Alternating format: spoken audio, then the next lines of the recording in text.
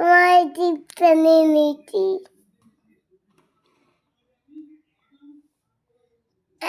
মাম্মাম মাম্মাম কি রান্না করছে? মাম্মাম ডাল রান্না করছে। এবার এটা কি সবজি বলো তো? এটা এটা কি বাবা? কাঁঠাল, লঙ্কা। হ্যাঁ, গাজর, লঙ্কা। আর কি সবজি ওখানে? ওটা কি? ওই যে ওটা কি বলো? কাঁচি ফুলকপি কাঁচি আর টমেটো। বলো টমেটো। তো একটা ফুলকপি, একটা টমেটো, আদা লঙ্কা।